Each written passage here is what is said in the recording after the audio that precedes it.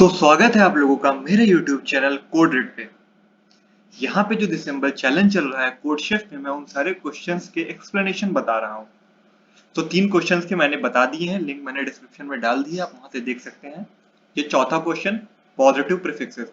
तो जैसा कि अभी तक हमने देखा 3 क्वेश्चन, वो 3 मतलब इस बार इजी थे, पर ये क्वेश्चन जो है ये काफी टफ है अपने आप में ही, क्योंकि इसमें जो है ना तो एक्सप्लेनेशन दिया है, ना तो एक्स्ट्रा टेस्ट केस दिया हुआ है, सिर्फ एक टेस्ट केस दिया, उसका एक आउटपुट दिया, ना तो इसका एक्सप्लेनेशन दिया है, ना तो एक्स्ट्रा टेस्ट केस दिया जिससे बच्चे आराम से कर सकें, और ना तो यहाँ पे मतलब ये बच्चों को समझ में नहीं आ रहा है अच्छे से ये कहना क्या चाह रहा है। तो बिल्कुल टेंशन मत लीजिए, मैं आपको 4 एक्स्ट्रा टेस्ट केस दूंगा और ये भी समझाऊंगा और ये भी समझाऊंगा। तो चलिए शुरू करते हैं।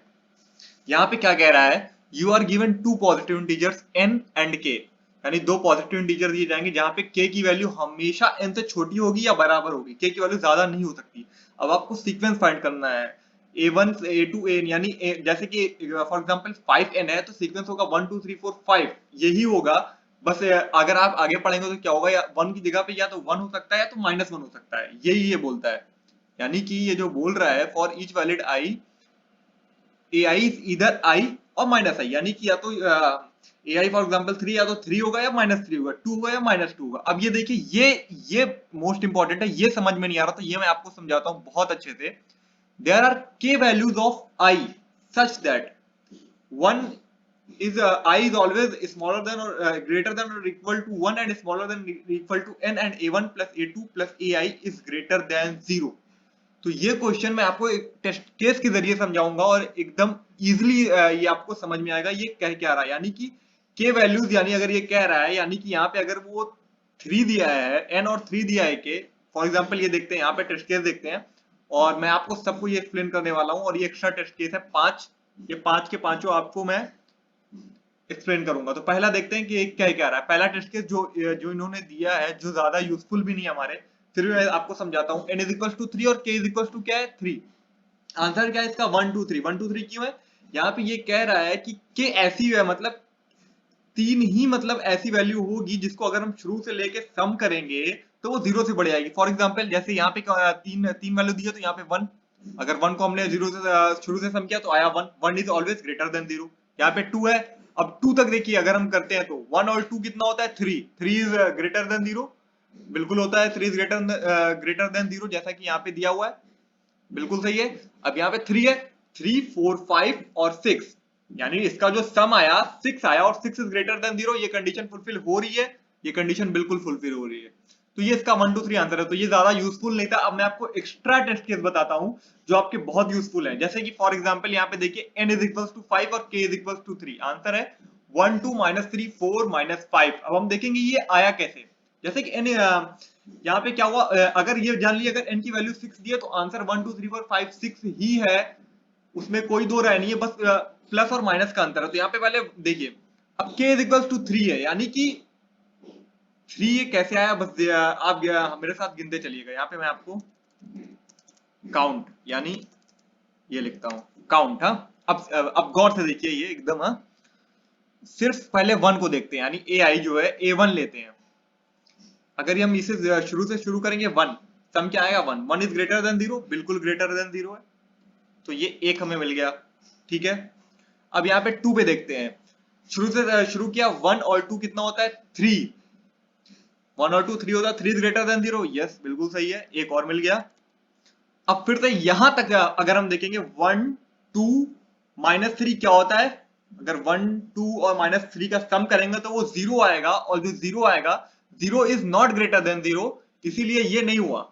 तो यहाँ पे -3 नहीं है यहाँ पे, यानी कि अब 4 लेते हैं हम, तो यहां तक 0 आ गया था, अगर हम उसमें 4 सम कर देंगे तो 4 आएगा, और 4 इज ग्रेटर देन 0। देखिए 4 इज ग्रेटर देन 0, तो ये माना जा सकता है, बिल्कुल माना जा सकता है। काउंट प्लस 1, एक ये वैल्यू ऐसी हो गई। और -5, अब यहाँ पे अगर इसको सबको सम करेंगे तो ये आएगा -1, जो कि 0 से बड़ा नहीं है, तो -5 भी इंक्लूड नहीं हुआ। इंक्लूड क्या हुआ 1 2 और 4, यानी कि 3 ऐसी वैल्यू चाहिए थी, और 3 ऐसी वैल्यू हमारे पास इस लिस्ट में है। 1 है, 2 है, 4 है, लिस्ट कहिए एरे कहिए, एक ही बात है। तो यहाँ पे 3 वैल्यू है। उम्मीद करता हूं आपको ये समझ में आया होगा, नहीं समझ में आया तो मेरे साथ साथ चलिए, आप जब तक लास्ट तक पहुंचेंगे पूरा एकदम क्रिस्टल क्लियर हो जाएगा आपको। अब देखिए n is equal to 6, k is equal to 3। इसमें क्या था, इसमें भी वो ही है, एक वन कह सकते हैं हम, अगर वन को शुरू किया तो वन, और फिर टू किया तो one, two is one plus two कितना होता है 3, 3 जीरो से बड़ा है। फिर यहाँ पे अगर 3 सम कर देंगे तो जीरो जो कि जीरो से नहीं बड़ा है, और फिर 4 जो है जीरो से बड़ा है। यहाँ सेम ही है लगभग लगभग, ये बस इसमें 6 था। तो मैं ये बताना चाह रहा था कि अगर इसको आप पूरा टोटल करते हो तो -1 आता है, इसको आप पूरा टोटल करेंगे तो -7 आएगा। तो उससे कोई भी मतलब नहीं होता है, इसका अगर हम सम करेंगे तो -7 आएगा। तो कितना भी माइनस में जा रहा है उससे मतलब नहीं है, बस हमें इतना पता होना चाहिए, इतनी कंडीशन फुलफिल होनी चाहिए कि अगर जो मतलब 3 नंबर है, जैसे कि ये 1 है, 2 है और 4 है, यहाँ पे जब उसको हम शुरू से शुरू कर रहे हैं तो सम होने पे 0 से बड़ा आ रहा है, 3 में नहीं आ रहा है। क्यों 3 में नहीं आ रहा है? क्योंकि 1 2 और -3 0 होता है। चलिए ये देखते हैं test case 3। n is equals to 4, k is equals to 1 2 -3 -4। क्यों आया? क्योंकि 1 अगर हम शुरू से शुरू किया 1 0 से बड़ा है, बिल्कुल बड़ा है।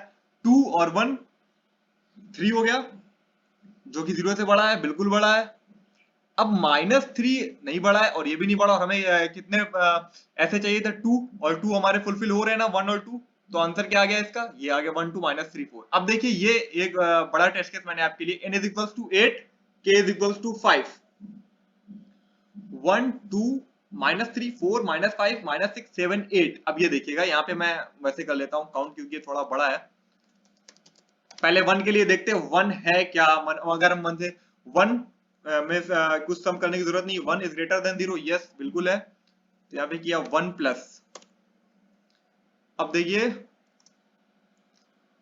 2 है क्या, 2 प्लस 1 3, 3 इज ग्रेटर देन 0, बिल्कुल, तो 1 प्लस। फिर -3 है क्या, -3 नहीं है। क्यों? क्योंकि वो सम वहां पे 0 हो जाएगा। फिर 4 है क्या, 4 बिल्कुल है, क्योंकि अगर आप यहां तक सम करेंगे तो आंसर आएगा 4 विच इज ग्रेटर देन 0, तो 4 है।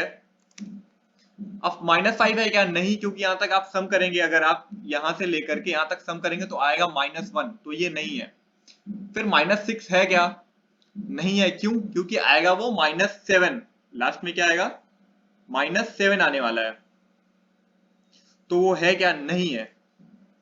फिर 7 है क्या, अगर आप यहां तक सम करेंगे तो क्या आएगा, 1 2 -3 4 -5 -6 7 8। तो 3 0, फिर 4 -1 -7 0, ये है क्या, ये नहीं है। तो यहाँ पे हम क्या लिखेंगे, यहाँ पे मतलब देखिए 7 है, 7 जो है नहीं है, क्योंकि ये 0 आ रहा है and 0 is not greater than 0। फिर 8, 8 तो ऑब्वियसली होगा क्योंकि अभी तक 0 आया, तो 8 प्लस 1, तो ये आएगा +1। तो यानी कि यहाँ पे कितने हैं, सिर्फ 4 ऐसे हैं। तो k की वैल्यू यहाँ पे सॉरी मैंने 5 लिख दिया था गलती से, k की वैल्यू आएगी 4। यानी कि 4 ही सिर्फ ऐसे टर्म हैं जो जिनको आप अगर इंडेक्स 0 से शुरू करके उनके इंडेक्स तक जाएंगे सम करते हुए, तो वो 0 से ग्रेटर देन आएंगे। तो ये k इज 4 होगा यहाँ पे। और देखिए, अब देखिए k इज 4 है, और यहाँ पे सिर्फ 3 ही, यानी 3 निगेटिव नंबर है। ध्यान रखिएगा, जरूरी नहीं है कि 4 ही है तो 4 बच रहे हैं तो 4 निगेटिव होंगे, नहीं, सिर्फ 3 निगेटिव नंबर है। अब 5 वाला समझते हैं, ये और इजी है। n is equal to 3, k is equal to 2 ऐसी वैल्यू चाहिए। ये एक तो 1 हो गई, एक तो 2 हो गई, दूसरी 3 है, तो उसकी हमें कोई जरूरत ही नहीं, सिर्फ 2 ऐसी वैल्यू चाहिए थी जो कि 1 है और 2 है, और यहाँ पे हमारा आ गया आंसर। तो ये एकदम सिंपल तो नहीं कहूंगा मैं इसे, ये काफी टफ क्वेश्चन है, तो आप लोग इसको इम्प्लीमेंट करने की पूरी कोशिश कीजिए। और अगर आप नहीं कर पाते हैं तो कोई बात नहीं, मैं जैसे ही कॉन्टेस्ट खत्म होगा तो इसका सॉल्यूशन डालूंगा। ये वीडियो थोड़ी लंबी भी हो गई है क्योंकि ये क्वेश्चन ही ऐसा था, ये काफी टफ था। तो प्लीज अगर आप लोग नए हैं तो चैनल को सब्सक्राइब कर दीजिए ताकि मैं और भी ऐसी वीडियोस बना सकूं।